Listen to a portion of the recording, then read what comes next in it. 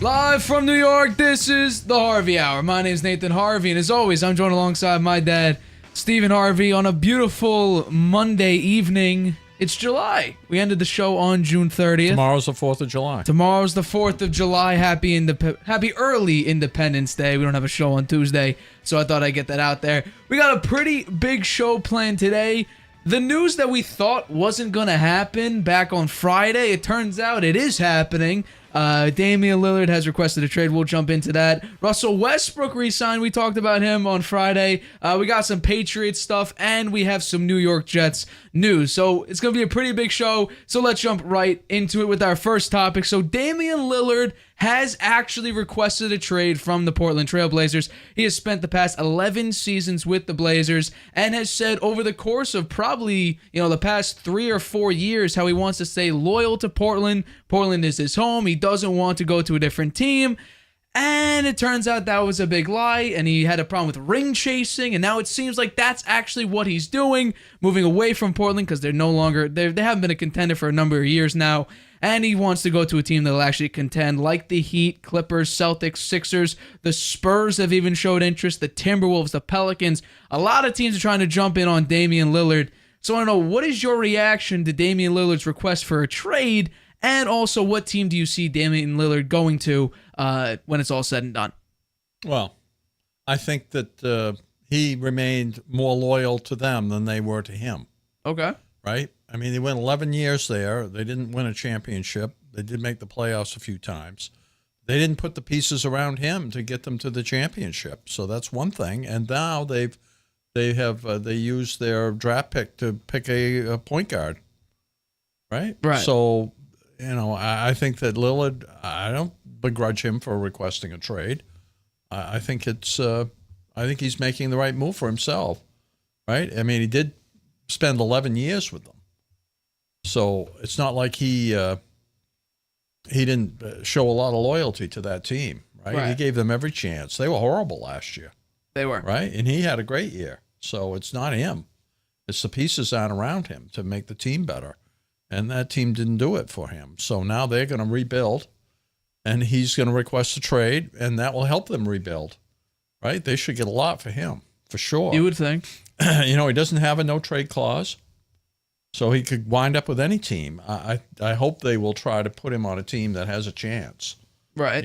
I think he wants to, maybe you call it ring chasing. I think he deserves a chance to try to compete for a championship with a team that has a good chance for it. And, right.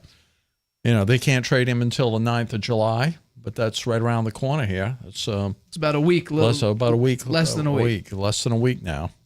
So he's going to be traded, that's for sure. The question is, where's he going? So in my mind, I think the Heat are going to do everything they can to get him. Right. And they're going to have to give up some stuff, but they're not going to have to give up. They'll have a core three. Right, they'll have Bam, and they'll have Jimmy Butler, and they'll have him. Right, that'll be their core three, and then they have Caleb Martin. I think they'll retain him. Okay, and I think they'll have to trade Hero, and some of those other. There's a few other small guys that are not big name guys. I think it's Hero's a big guy, and some other lesser names, and then some draft picks, a couple of draft picks. But so I think that likely he'll wind up with the Heat. But I see the Celtics are showing interest. I don't know how they could make that happen. You could probably put Malcolm Brogdon, Peyton Pritchard, and you probably have to include Robert Williams because he's a big piece. And probably Portland has always had a problem with consistent big men, a forward or a center. That could play other really good defense or produce some offense to help out Damian Lillard. Mm-hmm. So you would probably have to add him along with probably 2 or 3 future first round picks. The Heat. I think the Celtics should be worried about the Heat getting Lillard. Yeah. Right, because that strengthens that team. Although their bench and their role players will be kind of decimated. Yeah. By that, I'm not sure what they'll do to replenish that. I mean, they lost Vincent. Yeah. Right, and they lost Max Strus. Yeah, they both lost him. Those are two pretty key players for them last year. So, but putting Lillard in there, losing those two guys and replacing him with Damian Lillard, I don't think they.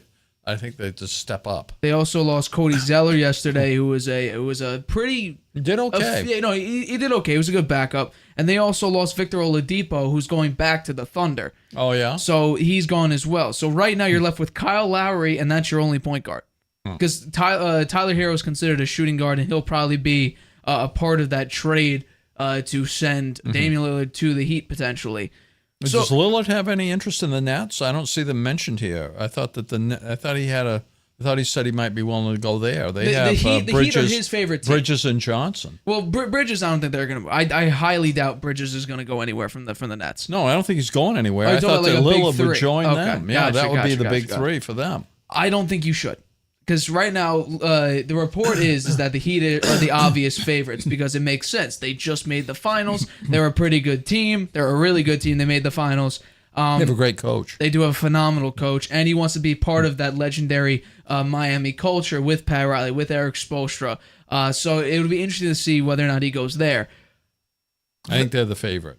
I think what Portland should do is the way that most, respected superstars or respected legends do. They go, or the team trades them to a team that they want to go to. They don't trade them to the highest bidder generally. They trade them to the team that the player like Damian Lillard would want to go to. So my guess would be, if I had to take a guess, it probably would be the Heat. I do not think Portland's going to screw Lillard over by trading him to the Pelicans, the Timberwolves, or the Spurs. But I think no matter what team, I think the 76ers are a big question mark on whether or not they could go deep in the playoffs with Damian Lillard on that team. Because the amount you need to give up, probably the 76ers would have to give up to get Damian Lillard, would probably be a huge shock in your core. Plus, you still don't have Tyrese Maxey, who you haven't extended yet, and there's probably a big asterisk whether or not you'll re-sign him at all. The report was the front office really likes to re-sign him. He sees them in their future, but they haven't re-signed him yet because they want that flexibility in the free agency.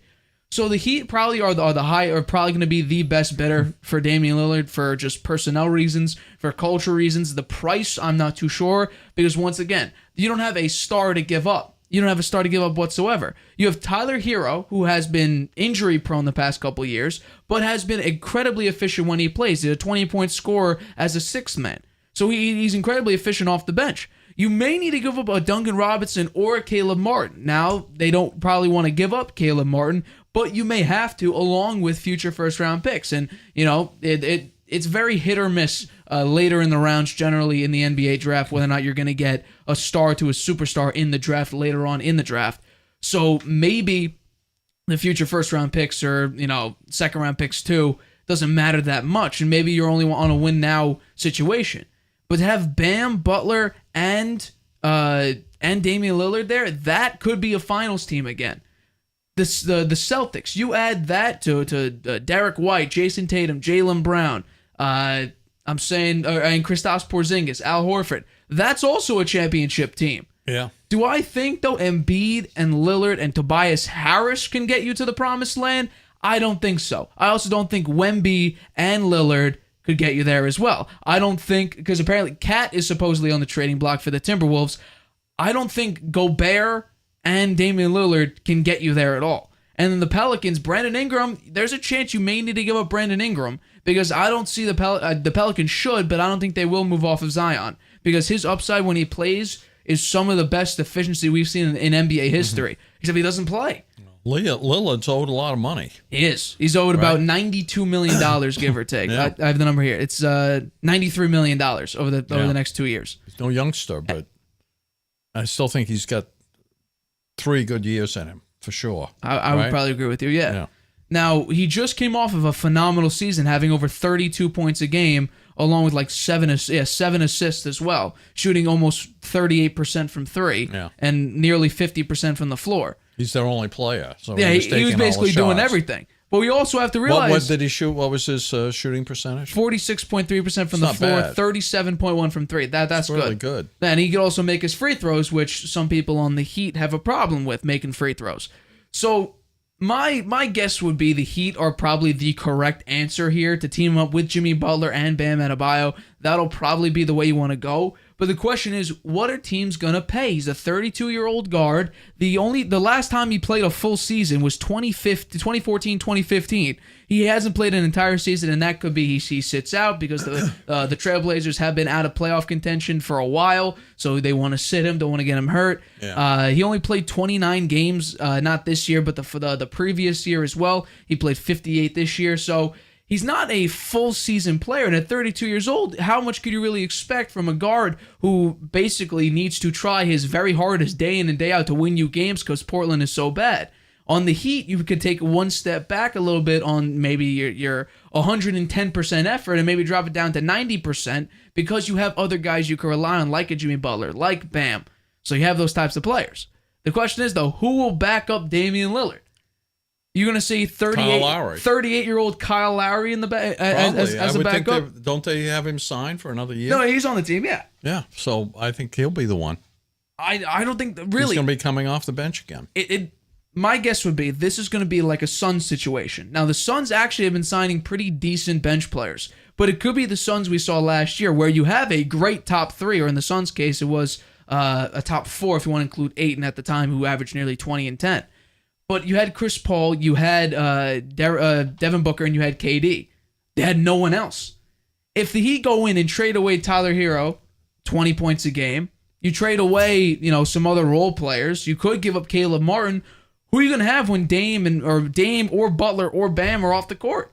This could just be a really good starting lineup, but then outside, you better hope no bench. You better hope Dame and Butler and Bam could score enough points so when they come off the bench, you don't plummet into every loss. Now, they were already the lowest scoring team last year. Dead last in scoring. That will change with Lillard on their team. 27th in three-point shooting. They should improve if they go get Lillard. But they need to pick up some more pieces, and where they're going to get them from, I'm not sure. I mean, a lot of the decent players are already signed. I think if the Celtics want to re-sign Jaylen Brown and Jason Tatum, they aren't going to get to Lillard. $613 million max extensions, they're not going to go get Damian Lillard. No. Now, the Clippers, we're going to talk about this in our next topic, the Clippers just got a bargain for Russell Westbrook. Yeah. Which is the steepest, what was it? It was the largest pay cut in NBA history. Went from like $47 million all the way down to, was it $3.4 million per year or something like that? He has a player option, though. He does. So we're going to talk about that next. It's really a one-year deal, and he's going to try hard to play well so he gets a bigger payday the next year. That's probably what it's going to be. So I think we both agree on this. Damian Lillard probably to the Heat. That's the team he wants to go to. I think Portland will honor that. Who do you think second is? If he doesn't make it to the Heat, who would it be? I'm going to say it's the Clippers because I think if the Clippers offer Paul George, who they're trying to see what his trade value is, that could be interesting to see whether or not depending on outside of Paul George, what else the Clippers give up. That could be interesting to see, if Portland is intrigued by the Clippers offer more than the Heat one. So we'll have to wait and see. But I do think we both agree the Heat are in first place to get Damian Lillard. Yeah. Let's get into our next topic. So I mentioned this right before. So Russell Westbrook has re-signed with the Los Angeles Clippers on a 2-year, $7.8 million deal. So like I mentioned about 2 minutes ago, this is the largest pay decrease in NBA history. Last year he was making $47 million, and now he's making what? Divide that by 2. I can't do quick math. Whatever it is, $7.8 million over 2 years. Which is insane. An incredible pay cut. And like you said, he has a player option. So he's probably going to just play extremely well this season to see if he can get a large contract. $3.9 million. 3.9, yeah, you're right. So I want to ask, do you think this was a good or a bad idea for the Clippers to re-sign Russell Westbrook? Good idea. Interesting. Yeah, they got him for only $7.8 million for 2 years. I mean, there's player options, so it's probably a 1-year deal if he does really well. And he'll get a bigger payday on the following year. But yeah, I think they did well. I mean, Westbrook played well for them when he was with them last year, and they won. They were winning. And when they traded him after that, they didn't do well for a while, right? Who'd they bring in? Who would they bring in? Who? The Clippers. After Westbrook left, they brought someone in. Well, he was on the Lakers, then got traded to the Clippers. Actually, he was part of the Jazz, and the Jazz dropped him. And then right. He went to the Clippers, He went to the Clippers, yeah. So they started out not so well with him. Because they're dealing with Kawhi's injuries. Paul George is dealing with an injury. So, and I do think it's good. It's good for the Clippers. I think re-signing him has made a lot of sense. I think it sets them up if they want to go after James Harden. They might have a good chance to get him.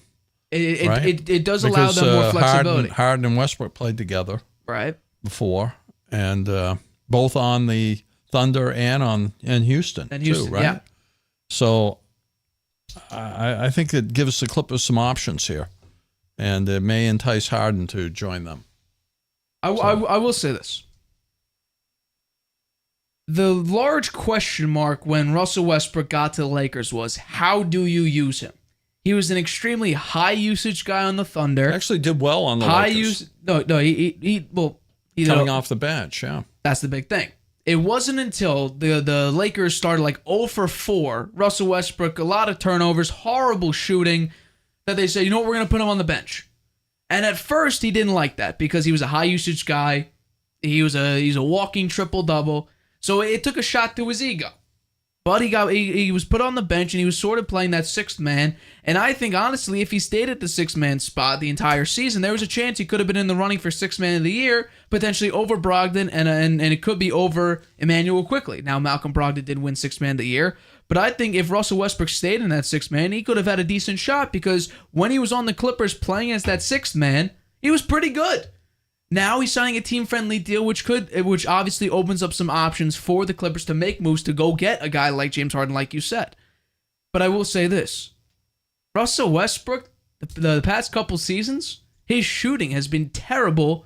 He can't shoot free throws. He's a few percentage points higher than Giannis, and Giannis is god-awful at free throws. He's one of the lowest three-point shooters in the league, lowest field goal percent shooters in the league.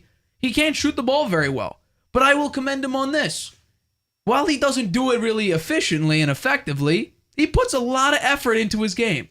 And that's the main problem with this. Russell Westbrook plays at 110% all the time. And that has caused him to commit a lot of turnovers, play very erratically, and just make some stupid plays. He drives to the lane, he jumps up, doesn't know where to go, whether to shoot, whether to pass, and it turns out to be a turnover. But if you keep him on the bench, and that's the way you're going to need to use him, put him on the bench and he'll be a bench player. He should be, at least, depending on the team. If he's on the Clippers, I would put him as a bench player. They used him as a starter, right? He started a number of games for the Clippers, and in the playoffs, it wasn't too bad. Now, the first game was atrocious. He shot 3 of 18, and it was just terrible. Absolutely garbage. 3 of 19 in the first game. Shot 1 of 6 from 3. He was terrible. He scored 9 points, but he did have 11 rebounds and 8 assists. They ended up winning that game. Then it was actually Russell Westbrook, who played pretty well, except in the very, very last game against the Suns. Those games 2 to 4, he played much, much better. They just couldn't come out with the wins, though. So he has his moments where he shines, but in the totality of a season, he's one of the worst three-point shooters, one of the worst shooters overall. His points have gone down, his assists have gone down, rebounds have gone down. And at age, what is he at? He's at age 34. So during next year's NBA season, he'll be 35 years old. He's going to try to play at this high motor, which he's just incapable of playing at the same level. He's not a guy that can go get you a triple-double every night. He can't shoot the ball. Yeah, well, for $3.9 million next year, I think it's worth it. I think if you put him on the bench and he plays as a sixth man... He's actually a pretty good person coming off the bench, right? When you look at your bench strength, he has been a very good player over the course of his history of his career in the NBA, and maybe the coaching staff sees something there that they think they can improve on with him and help him out. That's what I'm thinking. You add James Harden to that. Russell Westbrook, maybe we'll see a Russell Westbrook and James Harden reunion. It'll all be happy. It'll be great. Spirits will be high. There'll be a building great culture. You may need to give up Paul George. You'll probably have to give up Paul George. But if you don't, if you somehow are able to keep Paul George, you have a pretty good team. I think they should try to keep him. But if you can't, if they were going to go for Harden, then they should try to keep Paul George too, because that gives them a good core three with Westbrook coming off the bench. Exactly. So you would have Paul George, you'd have James Harden, you would have Kawhi Leonard, and then you have Russell Westbrook, who should be your sixth man coming off the bench. If you have to give up Paul George anyway, this could be, my guess would be a 4 or 5 seed at the very least. Because depending if Kawhi stays healthy, that's a big thing. Kawhi has a tendency of not staying healthy. Paul George has been dealing with injuries. Russell Westbrook has been not great the past couple of years. He's been on 5 teams in 5 years, which is not really that good at all. So if you keep Russell Westbrook on the bench, I say it's 100% worth it. But if you put him in the starting lineup and he goes back to the way he used to be, turnovers consistently, very poor shooting nights, it's kind of just a wasted roster spot and wasted money that you may have put towards another maybe decent to good bench or role player. They may have done this with the idea that they're going to lure Harden in. I would say that could be an option. I think that's a smart option to actually pursue Harden and make that a legitimate potential trade offer and a trade acquisition for the Clippers. The Clippers will have to give up something to get him. Absolutely, and I think that's where Paul George comes into play. Because you're not giving up Kawhi. No way. It's going to be very difficult to figure out exactly how much James Harden actually, is worth to then give that up. I'm trying to see who they have on their roster at the moment, because I feel like we should do this sort of mock draft who we think that they could potentially give up. Because Terrence Mann, you can give up Terrence Mann potentially. Norman Powell could be an option. You're not going to give up Marcus Morris. You have Russell Westbrook. So really, my guess would be to keep Paul George. And to add James Harden. You could probably give up Terrence Mann and Norman Powell, and also probably add either Zubac, or you could add Robert Covington. Either one of those guys, and picks galore if you really want to. And that, you could probably keep Paul George in that. Maybe. Those guys are rotation players. I can't see the 76ers trading a big name and not get a pretty big name in return. None of those guys are big name. Maybe there's a three-way. Maybe you have to bring in another team to get it done. Could be.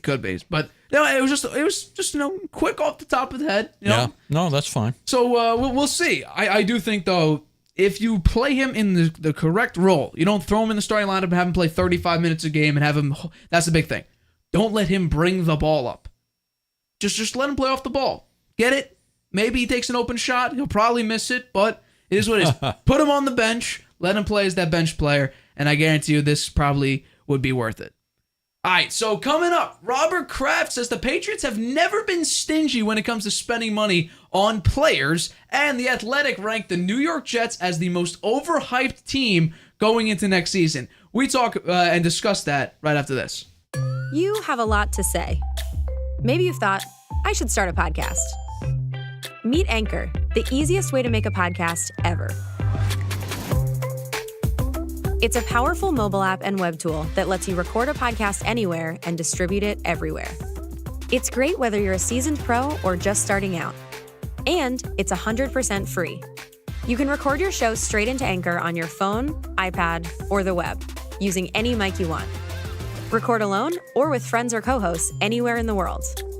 You can add background music and transitions, and your listeners can send you voice messages that you can incorporate right into your next episode.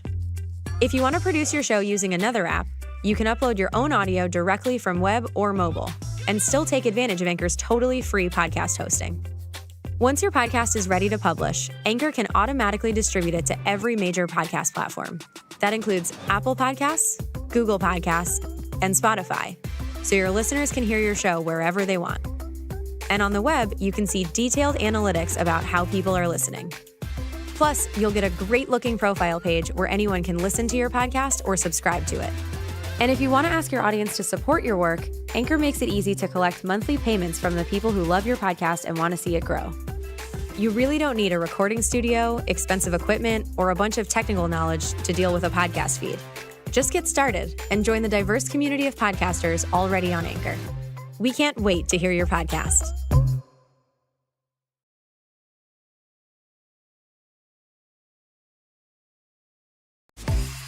Introducing video podcasts on Spotify. Transform your storytelling into a show everyone can watch or listen to. Easily upload your video through Anchor, Spotify's free podcast creation tool. So whether you're showing off a new recipe, interviewing an exclusive guest, or uncovering the next mystery, you can now reach a whole new audience with Spotify. Podcasting just became more than audio. Create with Anchor, watch on Spotify.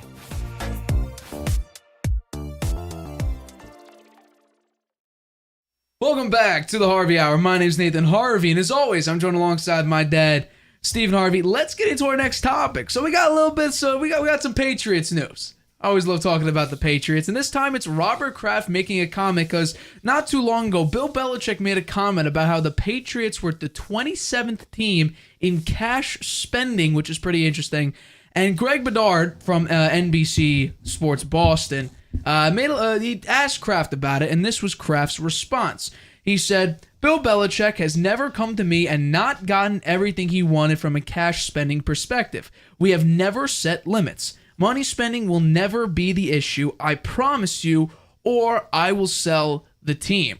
Some strong words from the Patriots owner. Yeah. Because he said he'll never sell the team. He's going to stay in his family as long as he's alive, at least. So I want to know, do you think the Patriots have done enough to surround Mac Jones with enough talent to succeed in the NFL? I would say no. No, I don't think so. I think that with DeAndre Hopkins and Dalvin Cook out there, you got to go get one or both. I think that's definitely what they should do. And I think Belichick ought to go see Kraft and say, you know what? Put your money where your mouth is. That's what we want. We want to do that. And I do think that this back and forth, I think Belichick started it by saying, we've been 27th, right? Well, that's over 3 years. If you look at each year, the 2 years were low. 1 year was very high. Yeah. And the 1 year that was very high, they didn't pick the players that well, right? They didn't get the greatest players there. Judon was a good pickup. And what's his name? The guy from Hunter the Henry? Rams. Oh. Hunter Henry was good. And one more, the other wide receiver from the Rams. Rams. Kendrick Bourne. Kendrick 49ers. Bourne. 49ers, sorry. Yeah. So they got 3 players out of that, but not all of them. All the money they spent there, it didn't really pan out all that well. So I think there's a rift between Belichick and Kraft, and it's not good. I think winning solves all those problems, but if they don't win, I don't know. Belichick could have an issue. You think Belichick's the one that? So what do you mean? Like Kraft will fire Belichick? Fire him. Well, I don't think he'll fire him over the fact that they don't spend enough money. I think it'll be over the fact that Bill. No, it's winning. It's going to be winning. If they don't make the playoffs next year, or they don't, Kraft is going to be pissed off. He's gonna. But you know what? It's going to be really hard because they have one of the hardest schedules in the league. Right.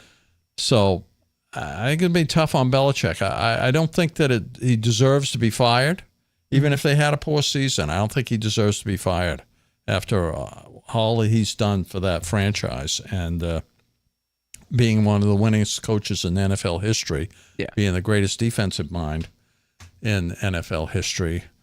I don't think you fire a guy like that, even if he has a few bad years. And you did have the greatest quarterback of all time playing for you, and he was drafted by Bill Belichick. That is true. So I think that there's a lot to be owed there in terms of what Belichick has done for the franchise. But the NFL is what have you done for me lately? That is true. League. So I don't know. I think Belichick needs to really do well this year. I think he has to be close in the games. He can't get blown out in a bunch of games. It's going to have to. Those games are going to be close, and he's got to win a good chunk of them. So it's going to be very challenging. So I'm going to ask you this before I jump in here. As a longtime Patriots fan, would you rather them go out and get, if you had to choose between one or the other, would you rather DeAndre Hopkins or would you rather Dalvin Cook to back up or be in front of Ramondre Stevenson? I'd take Hopkins. Take Hopkins, okay. Yeah.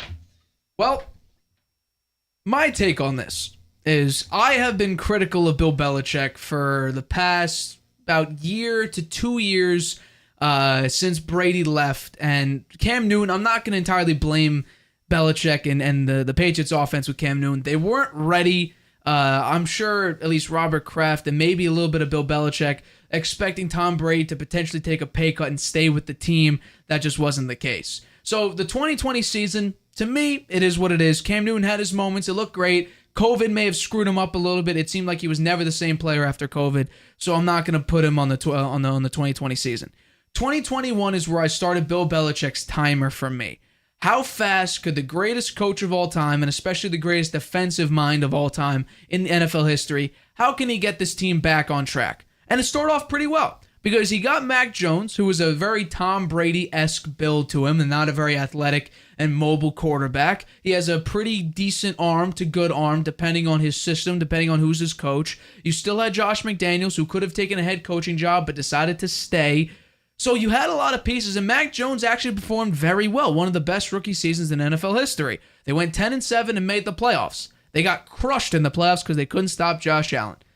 And then the main problem I saw was in 2022 in the offseason when they decided to sign Joe Judge and Matt Patricia, who each got fired from their head coaching jobs on the Giants and on the Lions, respectively, and put them as offensive coaches when they really haven't touched offense or have called offense or coached offense in their entire lives, which made no sense. And it was supposedly because, Belichick likes to re-sign or likes to sign coaches that he either knows, who he drafted, or his own kin, his own family. He has a couple of his children as coaches on the Patriots. And, the season as I called very early on before training camp, I said the season's going to be a disaster. And it turned out to be, a disaster. So no one should have been surprised, and neither should I. It seems like if Belichick he's had a very, very long history of not being able to draft offensive pieces correctly, at least from wide receivers and tight ends. Offensive linemen, he always drafts. Running backs, he always drafts. So that, to me, is not a problem. You got Ramondre Stevenson, who seems like a very, very valuable piece, and your offensive line was okay, could be much better. But wide receivers and tight ends, he's had a very, very tough struggle with. So what you need to do, you go buy pieces. And that's what he did a couple off seasons ago, when he got Hunter Henry and Jonnu Smith. Jonnu Smith never really fit into the system. They didn't know how to use a 2 tight end set. I would have preferred you keep him for this season, see how he does with Bill O'Brien. It turned out to be, cap issues, so the Patriots got off him. It is what it is. You got Mike Gesicki as a backup tight end anyway. So we'll see exactly how they look this season. But my problem is, you want to go out and you want to spend money on players and on positions you can't draft. Belichick can't draft receivers and can't draft tight ends. So he went out, bought Hunter Henry. He went out, got Mike Gesicki. You drafted Tyquan Thornton, who seemingly has a lot of upside, according to, Patriots insiders. And played terribly last year. He did not have a great year last year. He was a rookie. He was playing with a horrible system in Mac Jones. We should see an uptick this year. Yeah. I didn't like the role he was in. He was playing a lot of wide receiver 2 and 3. He's a rookie. You had Kendrick Bourne. At the time, you had Nelson Aguilar. You had other pieces that were better, and he didn't play as much. I don't think Nelson Aguilar was not better. You could argue he was a it. very poor receiver, and I don't know why he was one of the ones they picked up with all that money they spent. Yes. I think he was a mistake. It was okay, not good, not great. He was okay. He made some mistakes that cost him games. No, he made a couple, but I'm pretty sure he did catch Mac Jones' first touchdown in the NFL. I think it was against the Dolphins week 1. I think he threw it to the left side. Wow. But regardless. So my sort of opinion would be, go out, you want to spend money, spend some money. If you're 27th in the league out of 32 teams, there's a problem when Kraft is a multi-billionaire and the Patriots are one of the most, wealthy franchises in sports history. I think the Cowboys are only above them by about $1 billion or so. So go out and spend money. D-Hop, he's 33 years old. He still could be one of the best wide receivers in the league, depending on, whether or not he has that juice left. And Dalvin Cook is a consistent 1,000-yard running back, which I'm still surprised. I'd go get both of those guys, particularly given how hard their schedule is. Right. At least they show they're trying. For me, show that they're really trying to compete. If they don't get one or two or both of those guys, what's it say to the fans? I think that they're in a very, very competitive division, and they have one of the hardest schedules in the league. So I don't think they've got they need to. There's an opportunity to get better, and Kraft says the money's there, so go get those players. Why not? I think there's an opportunity to be much better because the Patriots, their wide receivers are not fast receivers. They could be good, yards after catch receivers, which, a Devontae Parker, who is not a great separator, but once he gets the ball, he has a little bit of movement to him. He can get by some defenders. He could get you a lot of yards. Kendrick Bourne, he's one of those go guys. Tyquan Thornton is supposed to be your explosive vertical wide receiver, but he's a young receiver, so he needs to learn the NFL speed, get adapted, and that's why we should see an uptick now. You get DeAndre Hopkins, teams are going to have to double DeAndre Hopkins. That means that Kendrick Bourne or Devontae Parker or Tyquan Thornton, they'll be in single coverage where you have a higher chance to beat them. So you're not dropping 7 back where you could just you could double team maybe 2 receivers or really crowd the middle area. You have an opportunity where a team could double DeAndre Hopkins alone, and that could leave openings to the run game. It could leave openings to other receivers to be more successful. Now, for me, it was a great point. I was told this point before. A 2 running back system only works for certain teams and certain schemes. When you have a terrible quarterback like Baker Mayfield was on the Browns, he had a really good season. He played a terrible schedule, got lucky in the playoffs against Big Ben, who was washed by a long shot at that point. But it only really worked for the Browns with Kareem Hunt and Nick Chubb because guess what? They played 2 different styles of running back. Kareem Hunt was an elusive back and a receiving back. Nick Chubb was a powerful back who could also get free and use his speed. So Kareem Hunt was the receiving back, Nick Chubb was the primary back, and that's kind of how it worked. Ramondre Stevenson, he's sort of an all-around back. I would say he's mostly a bull back, but you had... He can catch the ball. He caught over 50 passes last Right, no, year. he can catch the ball as well, and Dalvin Cook still has, I wouldn't say maybe not as good catching ability as Ramondre Stevenson, but he can still catch the ball pretty effectively, but he's another all-around back, so it wouldn't really work as efficiently or as effectively as maybe... if Dalvin Cook goes to maybe the Saints, where Alvin Kamara is a very good receiving back, and he's a very good, quick running back, not as much of a contact back, where you can just bull through players like a Nick Chubb or maybe even like a Dalvin Cook.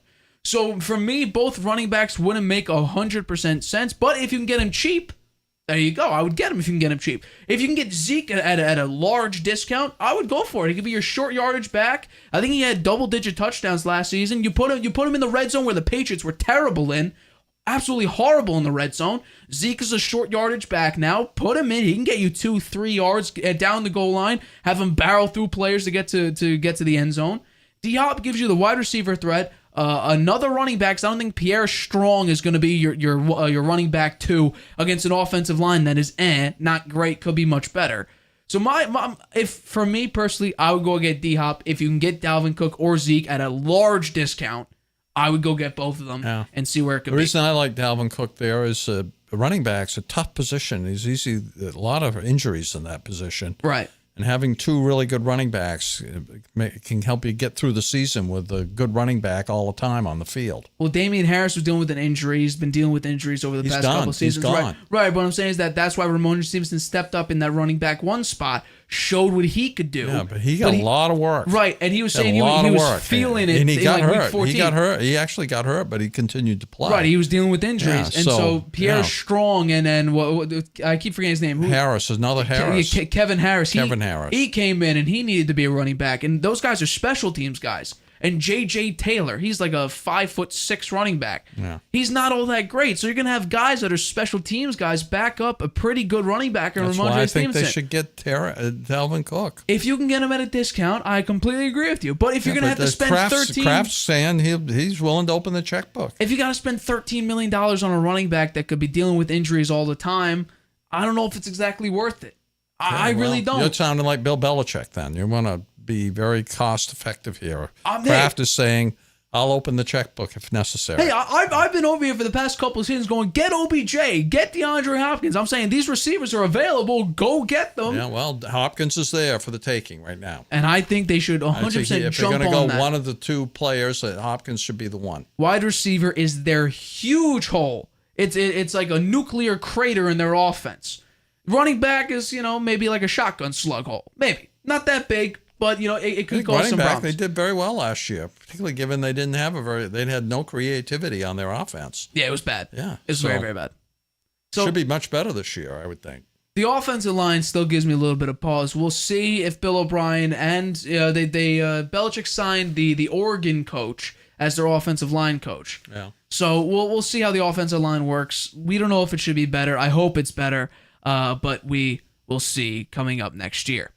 Let's get into our last topic. So, The Athletic made a list of the most overrated teams going into the 2023 season, with the New York Jets at the top of the list. Other teams included the Falcons were part of it, the Cowboys were a part of it, teams like that.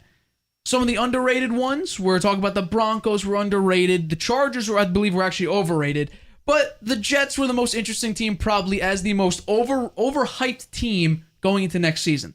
So I want to know, do you agree or disagree with The Athletic ranking the Jets as the most overhyped team going into next year? I agree. Agree? Yeah, I do agree. Why do you agree? And New York teams are overhyped all the time, right? And New York is a huge market. It's the biggest market.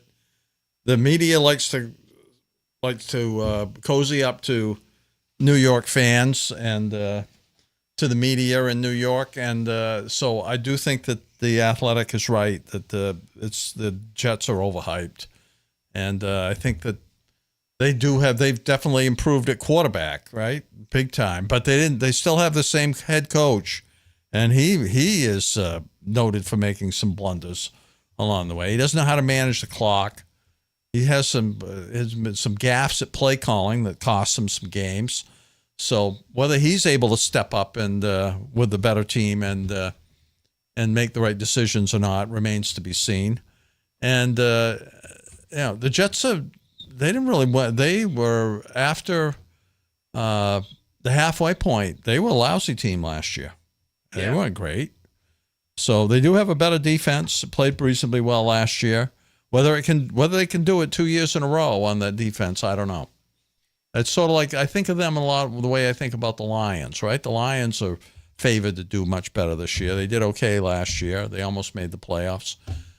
Can they do it 2 years in a row? That's I don't know. I don't think like so. 11 games. I don't you were think so. when I said that. I don't think the Lions are going to do it 2 years in a row. It just doesn't seem like it's not that culture. That's and true. The Jets, I don't think it's in their culture either. And but they do have a better shot than last year for sure because they've seriously upgraded at quarterback, and that can make a big difference. By calling them overhyped, it does not mean they're not going to be good. It doesn't mean that they're going to be terrible and they're going to be trash and be last in the AFC East. That's not what this overhyped thing is saying. So people going crazy about saying that the Jets are now being insulted by calling them the most overhyped team going into next year. I say that that's not true.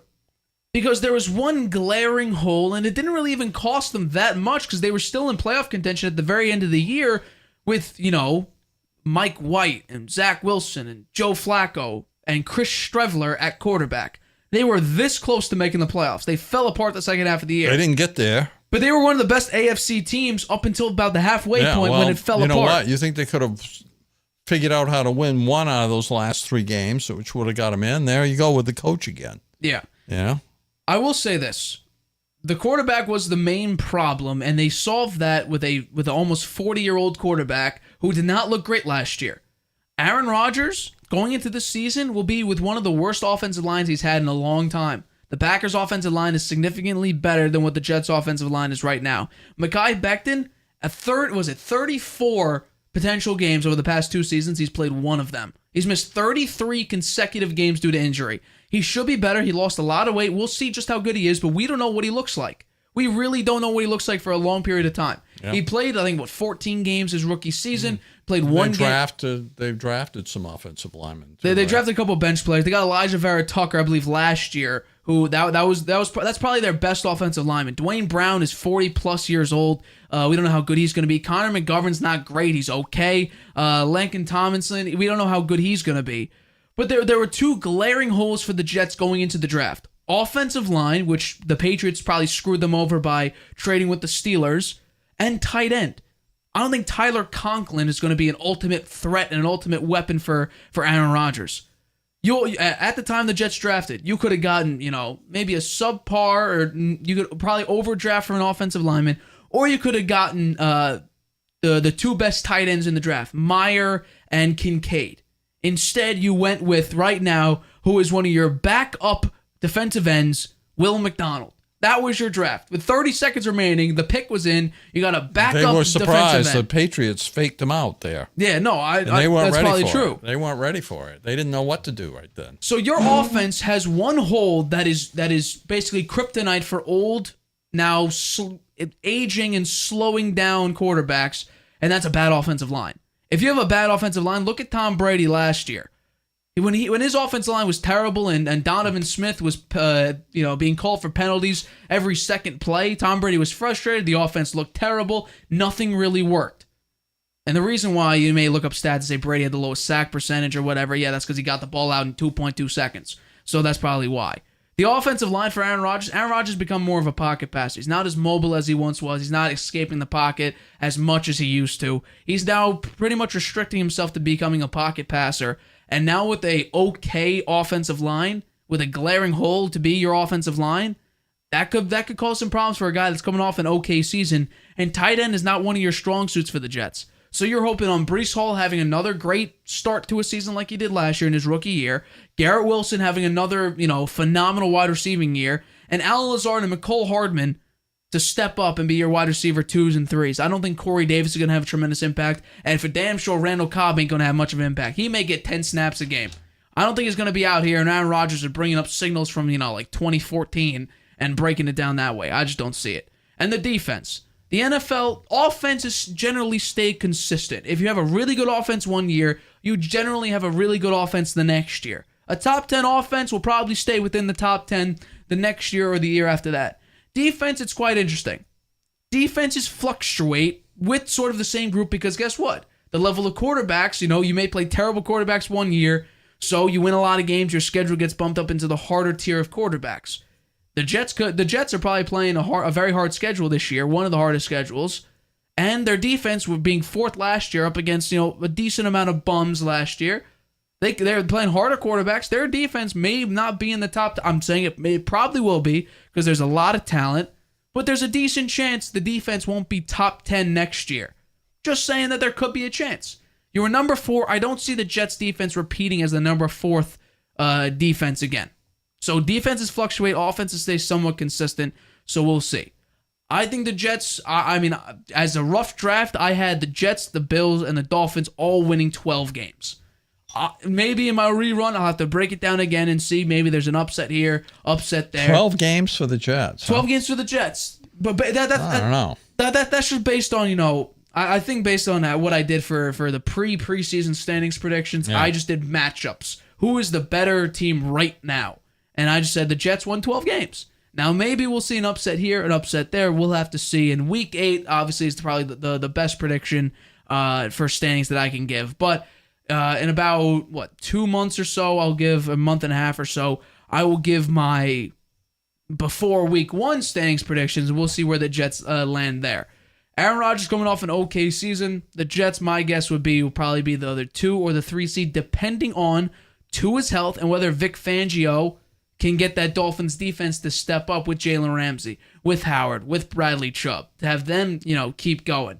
If Tua stays healthy and that defense performs as I think it should, I think the Jets could be a 3 seed. And depending on if the Patriots, if they get D-Hop and maybe get Dalvin Cook, that team could win double-digit games. Well, I think that Mac Jones is the question mark there. If he has a really, really good season, then yeah. That probably is true as well. If he has a season like last year, no. I don't see that with a non-confusing season with more than 10 passing plays in your playbook for 17 weeks. I guarantee you, we're not going to see every single play be a screen pass or a 1-yard out pass like we did last year. Like that was bad. You had the Arizona Cardinals are probably the worst franchise right now in the NFL. The defensive coordinator came out and said in an interview that the Patriots offense looks like it was designed by a defensive coordinator before the Patriots-Cardinals game. That's how bad it got. The worst franchise right now in the NFL is saying how bad the Patriots offense is. Yeah, well, now they've supposedly fixed that, and we'll see. It should be much better, and I expect it to be much better. And in OTAs and minicamp, it did look significantly better. Mac Jones was tearing it up. Now, the preseason isn't that far off. It's about a month away. Yeah. So we will see just how good the Patriots offense is and how that team, situates itself. But this Jets team, there's a lot of question marks whether Aaron Rodgers could step up again and be a top-tier quarterback, whether the offensive line can hold for him, whether the defense performs well. So to call them the most overhyped team, I completely agree. Mm-hmm. But the Jets did solve one of their most glaring problems, and that was you got a quarterback who will at least be there. Yeah. You don't have Zach Wilson disappearing and Mike White playing I one think they're going heroic to be game. better. I just think that they are overhyped. I agree with you. So last year, let's make a quick guess right now. The Jets won 7 games last year with Joe Flacco, with Chris Streveler, with Zach Wilson, and with Mike White. Aaron Rodgers alone. Signing Aaron Rodgers from 7-10. How many wins do you think Aaron Rodgers brings to the Jets? It's probably worth 3 more wins. So you say they get to 10 wins, go 10-7. Yeah. So that would put them where? You think that put them second or third in the AFC East? Because I don't think 10. What? So the Dolphins might are be there. second. Might be second. Might be second. I think that all depends on whether Tua stays That's healthy. right. So we will see. We'll just see how I break it down going into my preseason standings predictions. But we'll see. So Jets, the most overhyped team according to The Athletic. Quite interesting, and we both agree on that for sure. Yeah. I want to go back to. Sure. We have 10 minutes left here. Sure. I want to go back to the Patriots.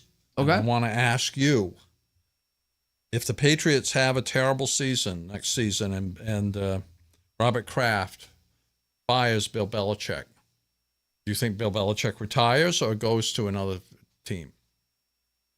He would be 72. Yeah, I think so. I'll look it up real quick. So Bill Belichick going into next season, if he gets fired this season, he'll be 72 years old. If let's say they go 7-10 or 8-9, I don't think he'd get fired on that. but no, miss the playoffs as well. Yeah, Miss the playoffs as You're well. gonna miss the playoffs. You don't win majority. Well, if you don't 7-10 have would be the winning record. Well, You're gonna have a winning record to make the playoffs in the AFC. Especially in the AFC East. I'll say this. Their win-loss total for this season was the lowest in 22 years. Hasn't been since, I think, 2000 or 2001, where they had a win total this low, a projected win total this low of 7.5 games. I think with D-Hop, you add 1 or 2 wins to that. But regardless, if Robert Kraft fires Bill Belichick, I'll look here. How many jobs do I think will be open? Because I think if the Patriots do this poorly, I think the Jets will be in the playoffs, so Robert Saleh keeps his job. Mike McDaniel just got there. Sean McDermott signed a long-term extension. Zach Taylor isn't moving. John Harbaugh isn't moving. Mike Tomlin isn't moving. Stefanski for the Browns could be on the move depending on how the season goes. So the Browns would never bring back Bill Belichick. Hey, you made the playoffs with them. Doug Peterson's fine. But the way he left and the rancor there and the way he Could be. treated Bernie Kosar, that he's never going back there. Fair enough. Okay. Doug Peterson is fine. Mike Vrabel's fine. The Colts have a brand new head coach. What's his name? Shane Steichen. He's a brand new coach. I'm not sure if they're going to fire him after year 1. We'll see. D'Amico Ryans is fine. Andy Reid is fine. Brandon Staley is an opening. I'm thinking Brandon Staley will get fired because I just think something will be screwed up. So right now, I know the Browns aren't an option, but I think Okay. So maybe that'll be a Browns Chargers. availability. So Maybe Chargers. The Chargers. The Raiders, Josh McDaniels, I'm saying yes, depending on how the season goes. With Jimmy G, he's setting himself up to fail.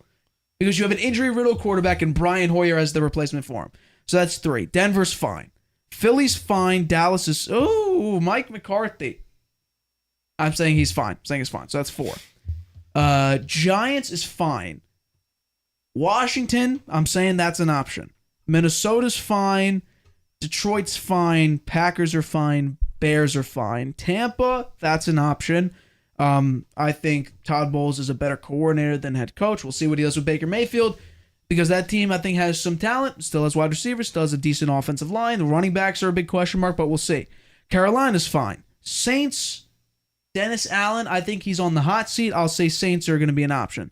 So that's right now, 7 or 8. Atlanta, Arthur Smith, I'm going to say he's fine. I don't know about that. He's going to go heavy run, apparently. Yeah, well, San Francisco's fine. Seattle is fine. I'd say if Atlanta has a terrible season, Rams are good. They could be a... Arizona just signed 7 teams. 7 teams. And I think, honestly, I could see Belichick going to the Chargers.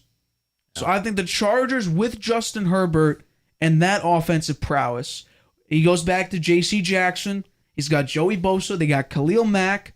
Rashawn Slater's a great offensive tackle. Justin Herbert, Keenan Allen. Was it Jordan Addison, I believe, is on that team? Mike Williams. I could see Belichick potentially going to the Chargers if that job is available and it opens up. Yeah. So That would be my guess. I see. My thought is that I don't think he retires. I don't think he's going to retire. And he's trying to get the record. And I don't think that Kraft would fire him even if they had a terrible season. Okay, I don't think he would fire him if the Jets also had a terrible season, because then they fired him, the Jets would hire him, and he would probably go to New York. You think the Jets would hire Bill Belichick? I do. Remember last time the Jets? I don't think that matters to them. I think that happened so long ago that I do think that if the Jets blow it, okay, with Aaron Rodgers, they fire Saleh. And Bill Belichick. I don't think that Kraft would fire Bill Belichick at that point, because he would know that Belichick might go to the Jets, and then he would never want that. Would that be to stick it to Kraft, saying, "I'm in your division, I'll play you twice now to see just how good"? Yeah, sure. Could be. Yeah. But so I don't think that's good. My thought is, though, if the Jets won't be firing Saleh, because probably they will make the playoffs. If they make the playoffs, they're not going to fire Well, that's Saleh. one thing. I'm saying but the if Jets Jets fell make the playoffs. apart, and it wasn't because Aaron Rodgers got hurt, Yeah. and then if Bill Belichick did get fired, the Jets would go after him in a heartbeat. I think they would go after him in a heartbeat, and I think that Belichick would go for it, because he'd want to come back and beat the Patriots. You don't think Bill Belichick being there for a day and then calling I it hope quits? none of this ever happens, by the way. I love Bill Belichick. I want him to stay with the Patriots. You're a He defender deserves of to him. be with the Patriots, even if they have a poor season next year, upcoming year, because the schedule is so difficult. Yeah. Yeah. I'm surprised just how tough the schedule is based on last season. Yeah, it doesn't seem right. I think they got it in for Bill Belichick, maybe. Huh? Okay, so that's one thing. The other thing I wanted to mention is the Red Sox. Last year, the Red Sox could not beat anybody in their own division, right? Yeah. They could not. I think they only won one series the whole year against their division. They could not beat Baltimore. They could not beat Toronto. They could not beat Tampa Bay. They could not beat the Yankees. This year, except for Tampa Bay, they can't lose. They swept Toronto over the weekend. Yep. Right? They swept the Yankees in the series before that. That's good. And, they look great against their division. Now they can't win against everybody else. Last year they were winning well against everyone else. Now they can't win against everyone else. Right. What is it? What happened? I don't understand it. Tell me.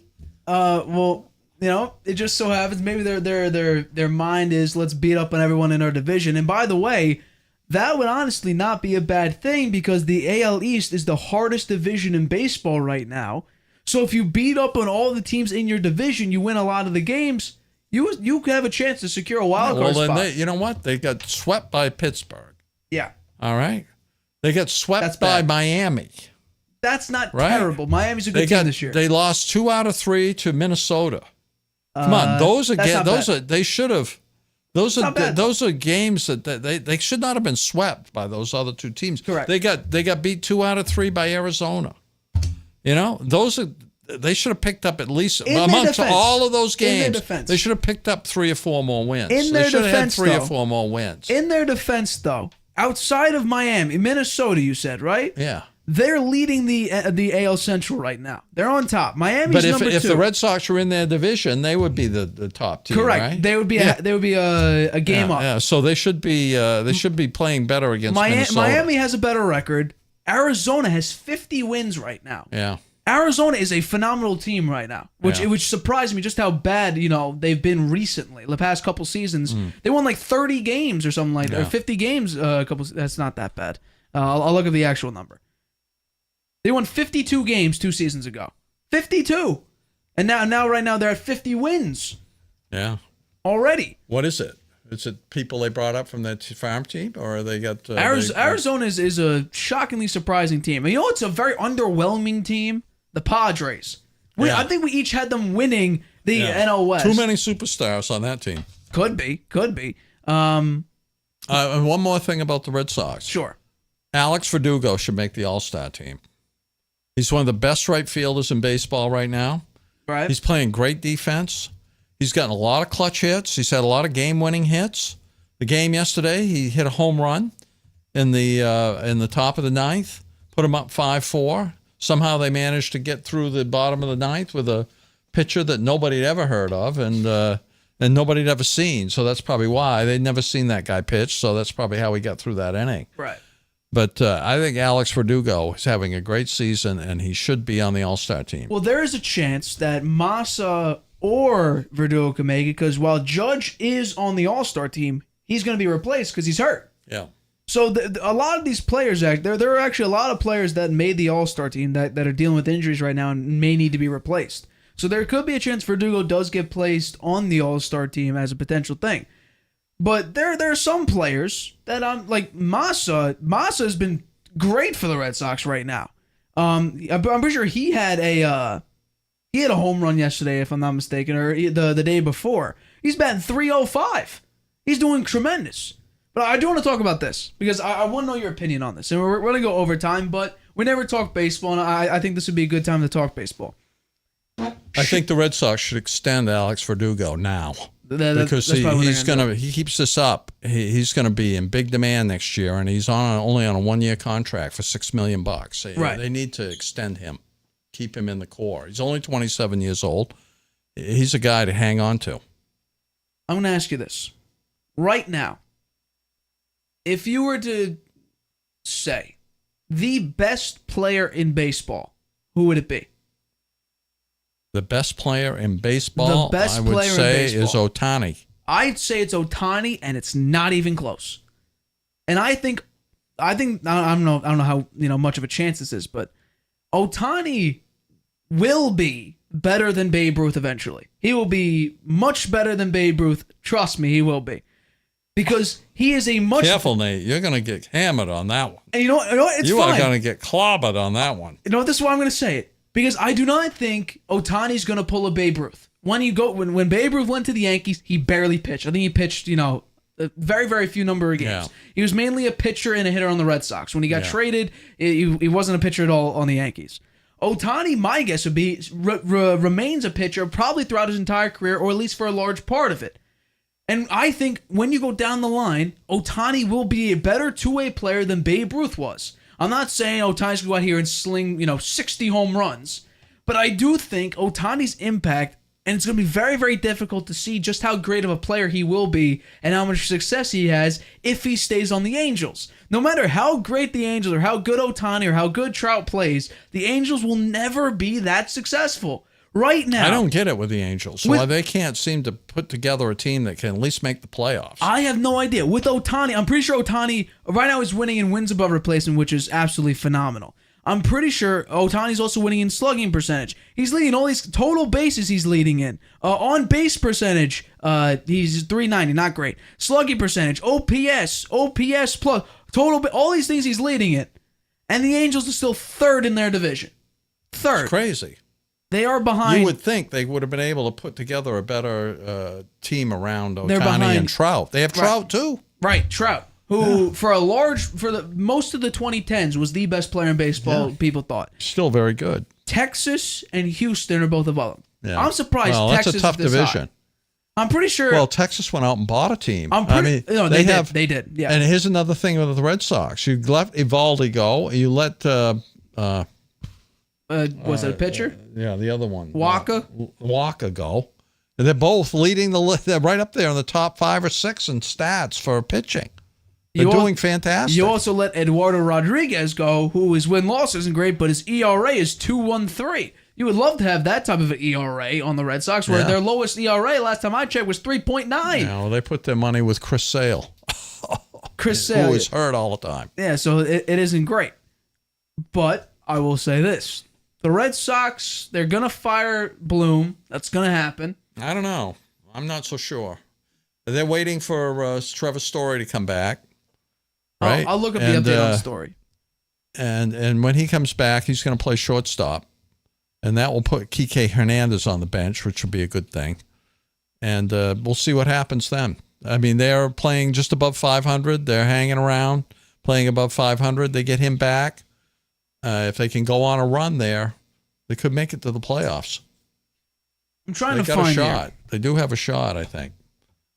So the last time... They can't have any more 5-game losing streaks. I know that. But they right now they're hanging around. And if they can keep playing in their division the way they've been playing, and they can start winning a few of those games from these other teams that they don't play very often, then I think they got a shot, particularly if they get Story back and he can play well.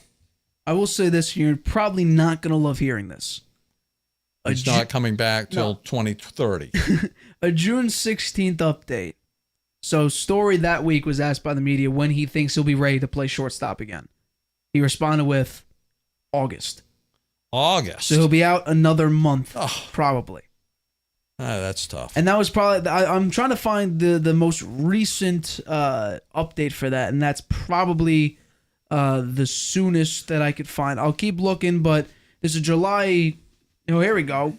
Yesterday there was an update on Yardbarker that said Red Sox star Trevor Story reportedly to take next step in rehab. Could return it to Boston be imminent? I don't think so. Personally, for me, I don't think so. I do think probably August. Imminent, supposedly. That'd be great. But I do think... I mean, they got to get him back, see what he can do, preferably 12th, before the trade deadline to see how they're going, because they can decide whether they're going to be buyers or sellers at the trade deadline, right? Here's where the whole... Because they have Paxson, who's playing very well. He would be wanted by somebody if the Red Sox decide to be sellers. Here's where your frown might turn a little bit into a smile. There's a possibility that Trevor Story could come back sooner than August, but play DH. So that's probably, but then you need to move Justin Turner off the starting lineup or another player like that. You can't take Turner out of the lineup. Turner's been very good. He started off very slow, but he's had a decent comeback. And is Duvall hurt? I feel like I don't see him anymore. He's getting some clutch hits. Who, Turner? Yeah. Yeah, absolutely. Did Duvall play last game? I don't think I saw him play. He is not, he started off heard great. Too much from him. He started off great, Yeah, and then he got hurt. on fire. He got hurt. He came back. Plummeted. It's been all right. How about Jaron Duran? The player that you've hated. I know. Absolutely he had 5 hated. hits yesterday. Yeah, he 5 played hits, very well. had 4 doubles. No, he was great. He's batting 305. He generally gets a double when most players get a single. Right. Because he's so fast. Yeah. Whether he can keep it going or not, I don't know. We'll see. But right now he's hitting over 300. I mean, for me, he kind of looks like a bigger Jacoby Ellsbury. Jacoby Ellsbury was like that the runner you bring in. With his speed, his size is huge. He worked on his speed in the offseason. This guy is jacked. He's 205. I think his rookie year, he wasn't 205. Costas, he's been okay. He started off extremely slowly. But Tristan Costas ain't terrible. He's not god awful. He's Red not Sox good. have had tough time at first baseman the last few years. Oh yeah, Bobby Dahlbeck who has disappeared. Costas, they put Turner at first base. I think I'd leave him there. I'd put him there. So yeah, you get later in the season if they're still hanging around. I bet you'll see that. I bet you think they're going to be hanging around? They'll sit him down and put Turner at first base. They're 3.5 games out of the wild card spot. 3.5 games. So they're within striking distance. Beating Toronto was big. Yeah. Toronto's 1.5 games out, so Red Sox are 2 games behind that. The Angels are in second for that wild card for the next wild card spot at 2 games out. The Rays, they're the number 1 team in the division. Baltimore is surprisingly very, very good this season. They have 49 wins. Yeah. So they were very, pretty very good surprised. last year. I mean, they'd start off terrible. Then they had this huge, winning streak throughout the year. We're going to have to start talking baseball more here pretty soon. It's going to start getting interesting now. 162 games. You could talk about the Mets and the halfway point has come, and so now these teams have got to really step up. Yeah. So I mean, I'm surprised. People have bashed Oakland for how. By the way, the Domingo Germán, he pitched a perfect game against the Athletics recently. But then again, it's the Athletics, so it's not. Believe me, it's an incredible achievement. But you did it against the worst team in baseball. Yeah, it's still an incredible achievement. No, it is. But what's shocking is the Royals are only 2 wins above them right now for the worst team in baseball. Yeah. The Royals, man, it's been tough to be a fan for them for a while. Won the World Series and then fell off a cliff. A long time ago. Well, it was almost 10. It was 8 years ago. Yeah. They beat the Mets. Well, they beat the Mets because the Mets choked. Because Familia gave up, 4 straight blown saves or something like that. Daniel Murphy had that error at second base. That was just a morale killer. The Mets can never recover from that. So we'll see. But I do think that wraps it up for today's episode of the Harvey Hour. Really good show today. We got hopefully some more news throughout the week. We'll break it down on Friday for you. But for this episode of the Harvey Hour, my name's Nathan Harvey. That's my dad, Stephen Harvey. We are the co-hosts of the Harvey Hour. Happy 4th of July. Happy 4th of July. Enjoy the holiday. We will see you Friday, 6:30 p.m. Eastern, right here on YouTube. Introducing video podcasts on Spotify Transform your storytelling into a show everyone can watch or listen to. Easily upload your video through Anchor, Spotify's free podcast creation tool. So whether you're showing off a new recipe, Interviewing an exclusive guest, or uncovering the next mystery, you can now reach a whole new audience with Spotify. podcasting just became more than audio. Create with Anchor, watch on Spotify.